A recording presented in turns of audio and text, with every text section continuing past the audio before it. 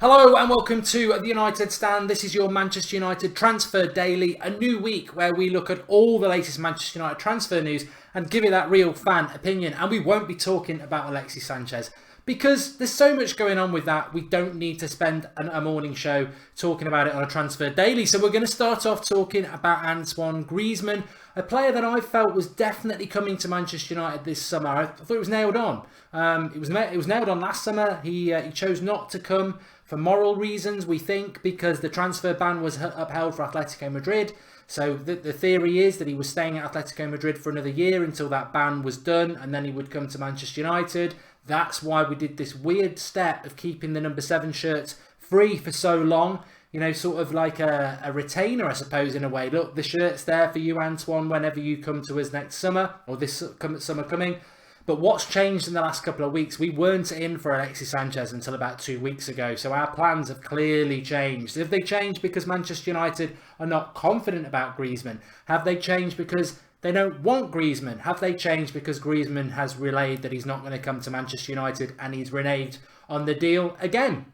Interesting, at the weekend, it was either on Twitter, but I think it was Instagram, Antoine Griezmann putting up a picture of the number 7 shirt for Atletico Madrid. Many people, and I think many people quite rightly, reading that there's a hidden meaning in that from Antoine Griezmann, that he is the number 7. Alexis Sanchez, rumoured to be taking that number 7 shirt for Manchester United. If he does that close the door on an Antoine Griezmann deal? I reacted quite badly when Griezmann didn't come to us in the summer. It was the big signing of the summer we'd all been expecting, and it was very disappointing when he chose to stay at Atletico Madrid. He was 26 then. He's going to be 27 in March. I did say last summer that I felt that he wasted a year of his career. Loyalty to Atletico Madrid is great, but you have a very short footballing career. And I think he wasted a year at Atletico Madrid. They're not doing particularly well in La Liga. Then they're out of the Champions League, and Griezmann's form's not been that good. Barcelona themselves have been very, very linked to Griezmann. They've put out a statement saying we're not looking at him, probably to cover their back for a legal challenge from Atletico Madrid. And Real Madrid have come into the equation now. But maybe Griezmann would go to PSG. Remember, Griezmann is the man who a couple of times has said, I like England, but I don't like the weather. You're a bloody footballer. You're a professional footballer who will earn a lot of money. If you like the hot weather, you play football till your mid-20s, mid-30s, and then you go and retire somewhere warm for 20 years. It's not a problem, Antoine. And I think, to be honest with you, Alexis Sanchez or Griezmann, probably Griezmann for me, but then you can't say that the Premier League, the fact that Alexis Sanchez has proven in the Premier League, a very physical league, would Griezmann fit to the Premier League? Will Man City try and get Griezmann now because we've nicked Sanchez of them? I don't know. It's interesting. I wouldn't say Griezmann to Manchester United is done. Is finished. Sorry. I felt it was a deal we were always going to do. But what I would say is that Manchester United will make a marquee signing in the summer beyond Sanchez. Mourinho has said that, and also something has happened at Manchester United in the last couple of weeks. Sanchez was going to Man City on August the 31st last year. He was going to City at the start of January. Manchester United came in, swooped and took him. Massive signing. But something changed at United to do that. Their plans changed, and the number 7 shirt is probably going to be the key. I also want to talk about Milankovic-Savic of Lazio. 6'4" box-to-box midfielder, tearing it up in Serie A. Fantastic performance yesterday for Lazio. Many United fans are talking about how he'd be the perfect player for United, because I think United do have an issue, and that is the Paul Pogba issue. When Paul Pogba's not playing for Manchester United, as we've seen this season, it's a real big problem for us. And that it's like, well, we need a replacement for Pogba, and that's why I was probably stretching saying Ross Barkley, because he's a midfielder who's got an attacking element to his game. But realistically, he's a Chelsea player now, so is he really good enough to sort of come in and step in for Pogba? I mean, Pereira's probably better, but Milankovic-Savic is a box-to-box midfielder. He can play defensively, he's good at scoring goals, he's very good in the air, he's quite decent on the ball, and he would be absolutely perfect to bring into our midfield 3 because he's a baller and he's taller. And Mourinho likes that. We talk about Fellaini, and I'd like Fellaini to move on, but if Fellaini does move on, Milankovic-Savic would tick so many boxes because he is good on the ball, he is tall, he's good in the tackle, and I think he'd suit the Premier League like a glove. So I hope that we can do something around that. He would cost a lot of money. He's contracted at Lazio till 2022. They've slapped a price tag of €100 million onto him, which is Interesting. I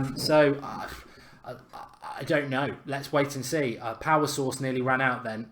Stupidity from me. But hopefully we are still rolling. Maybe we're not. That would be ridiculous. Oh, no, we are. We are. That's good.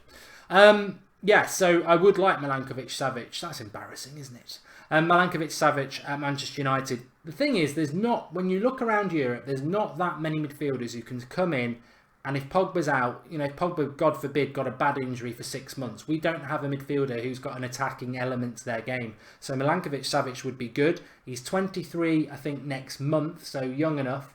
I mean, obviously, people like Toni Kroos would be great, but I like that. And as I've said before, I know Mourinho said that when we get Sanchez, we'll only get 2 in the summer. I'm hoping that 2 in the summer is a midfielder like Milankovic-Savic, and is a sort of attacking player like Griezmann. I'm not bothered about defenders. Defenders, we're good. I think fullbacks will be fine because Fosu Mensah will come back. Luke Shaw's brilliant. So I think a midfielder and an attacker would do me in the summer, and good players as well. And maybe Milankovic-Savic for 80 million and a Griezmann for 80 million, 160 million. That'll do us in the summer, wouldn't it? I'd be very, very happy with that. I also want to talk about Ed Woodward. Gets a lot of stick. Deservedly sometimes, undeservedly others. He is the chief executive of Manchester United. You are going to get criticism. That comes with the job.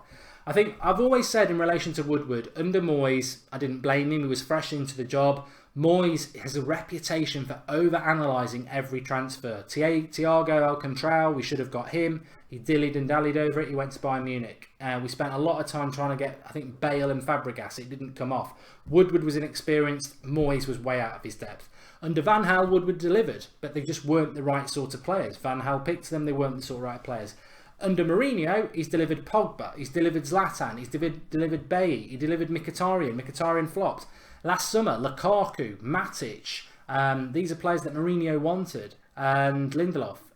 I think the problem with last summer was not paying the money for Perisic. We don't know what went wrong with that. But then this January, we go and do something ridiculous like signing Alexis Sanchez. So I think Woodward, has probably moved past, for me, any doubts about him as a chief executive. He certainly learnt on the job. And Manchester United, a lot of people talk about how when Sir Alex Ferguson went, it was a massive hole. But it was also when David Gill went as well. And Woodward had to step into that void with no experience, with an inexperienced manager like Moyes. And I think now we've got a proper manager in Mourinho.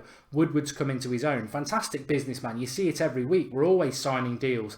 But in relation to the football world, I think he really is stepping into his own now. And you can only make... When you go and nick a player from Manchester City and take one of the best... Well, you take Alexis Sanchez from Arsenal, their best player. What experience that is for a chief executive to pull that off. When you pull that off, there isn't many other deals in world football that you can't do. He's already broke the world record for Pogba. He's done this. I think he deserves some credit. And he's fast as well, as we saw with the fan cams on Saturday night. Flex trying to get an interview with him. He was fast. So he knows his stuff. He knows how to do a deal. And I think very, very pleased with what Woodward's doing at the moment. So let's hope it continues for a long, long time. Thanks everyone for watching. Give us your thoughts on Griezmann. Do you think it's dead in the water? Do you still think we can do it? Milankovic-Savic, a lot of people like him. Would you take him at United, or have you got your eye on somebody else? And give us your thoughts on Ed Woodward. Has he redeemed himself in your eyes? Do you still have concerns, or is he the man? Is he the GOAT? Thanks for watching. Don't forget to drop a like on Transfer Daily. We'll be back tonight at 8 o'clock. Obviously, keep your eye out for more Sanchez videos as and when they come up. But thanks everyone for watching. And it's nice to look at something else today. And I've enjoyed that. So thanks for watching. Enjoy the start to your week. And I'll speak to you very soon.